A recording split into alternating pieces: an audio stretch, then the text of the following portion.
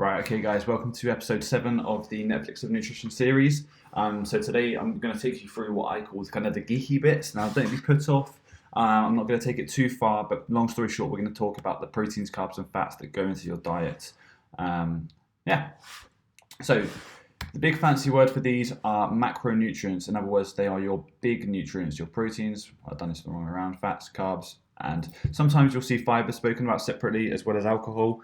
I've already spoken in earlier lessons about why alcohol should be considered a macronutrient because it contains 7 calories per gram. But for the lesson today, we're just going to talk about proteins, carbs, and fats.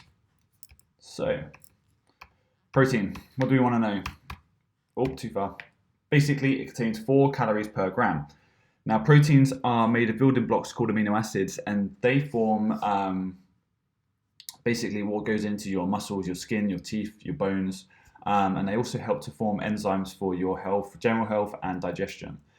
So, long story short, they do a lot. They basically keep you ticking over, and they help repair and keep you looking healthy. Now, the current recommended daily allowances are what we would call a little low. Now, by we, I don't just mean personal trainers, because we all know that most personal trainers are the last people you should listen to for nutrition advice. But I mean basically the nutrition research community, or nutritional science community, let's say. Now, the current government recommendations are 0.8 grams of protein per kilogram of body weight.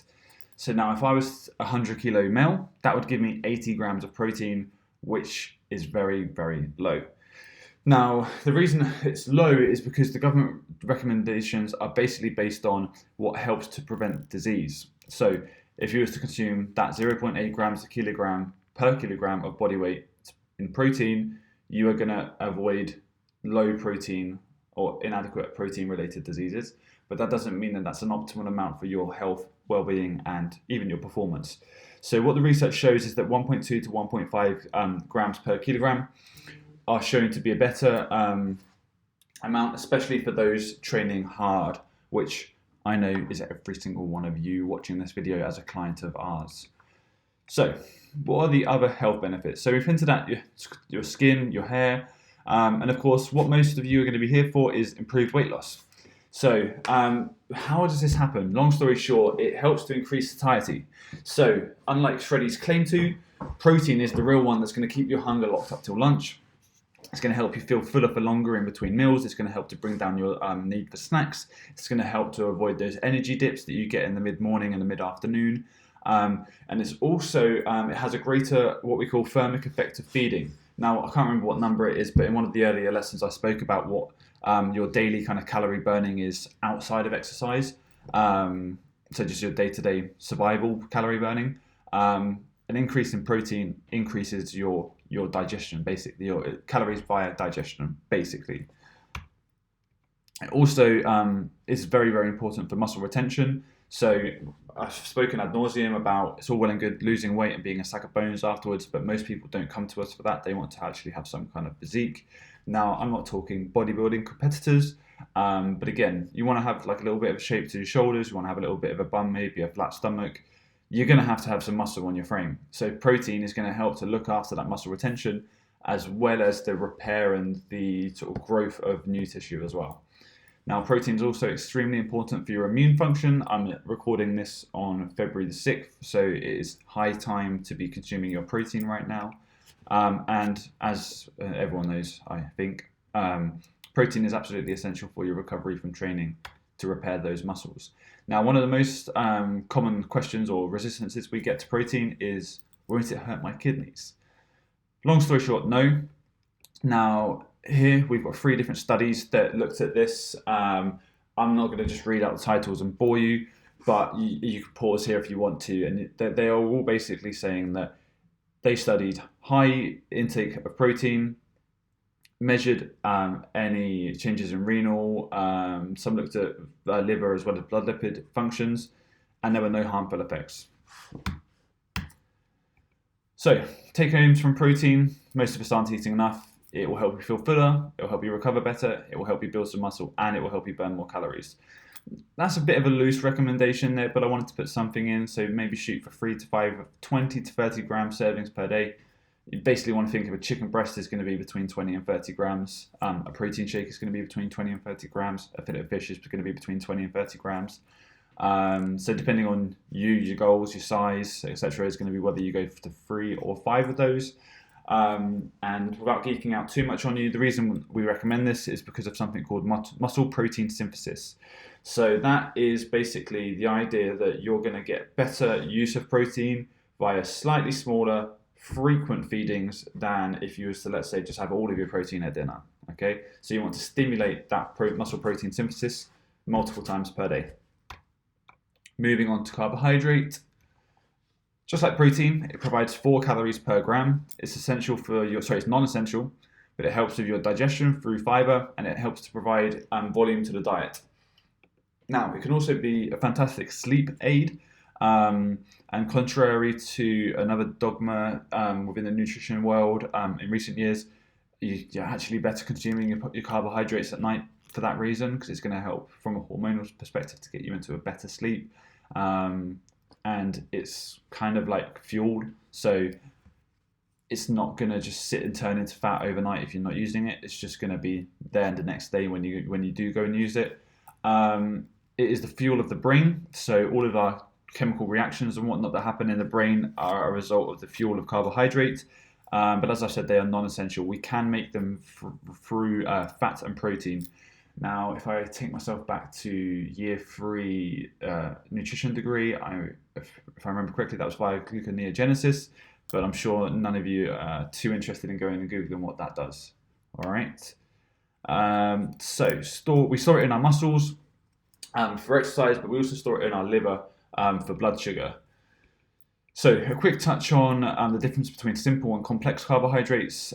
Basically, your single ones are going to be faster digesting, the complex ones are going to be slower digesting, but that doesn't really give us the full picture as to what carbohydrate is and does. So our needs will differ hugely from individual to individual. Obviously, it's going to differ based on your body weight. It's going to differ hugely based on the amount of training you're doing, as well as the type of training, and of course your goal.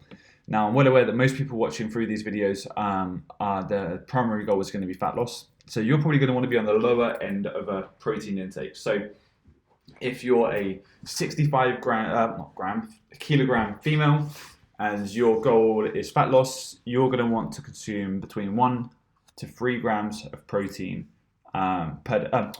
carbohydrate per day. So that's quick maths, going to be anywhere between 65 to 195 grams per day, I think. Don't judge me if I got that wrong. All right, moving on. Now, again, one of the most common questions is, but don't excess carbohydrates make me fat? No, long story short, it's very, very hard to convert carbohydrates to fat. What happens is that when you eat too many carbs, what will happen is your body will not go to your fat stores for fuel. It will just continue to burn the carbs, and therefore it's that fat that you've been taking and that would usually be used for fuel that then just gets stored. So you will store more of your fat than usual. Hence, it comes down to energy balance. So if your goal is fat loss, if it hasn't been drilled into you yet, you're going to have to be in a calorie deficit. But this is also why I encourage you to look at both fats and carbs simply as energy or fuel. We'll go into fats in a moment as to why they're important for some other functions. But just to keep it simple, they are both fuel sources. Carbohydrates are non-essential, fats are essential, but they both have their place in terms of a healthy, well-balanced diet. Been through all that, you can pause if you want to quickly remind yourself. Moving on to fats. So, unlike protein and carbs, they actually contain 9 calories per gram. They are very important for immune function, just like protein, but also for hormonal production. And they also help us absorb certain vitamins. Okay, so your fat-soluble vitamins. And obviously they taste good. They help with your satiety, much like protein does. But they are very calorific. So, too far. We've got a little bit of a recommendation there in terms of intake. If you do want to go lower, it's recommended that you don't do that for very long because, again, as I've already hinted at, they are essential. So you're much better off reducing your calories via your carbohydrate intake and just trying to avoid touching your proteins and your fats. And again, another thing to consider is basically the differences between saturated, monounsaturated, and polyunsaturated. Now, as much as it's desirable to want to just eliminate one or label one as bad, we can't really do that. Saturated fats have gotten a bad rap over the last kind of 10, 15 years. But even then, they're needed. They're essential. It's just a case of don't go eating vast quantities of man-made ones. That's all.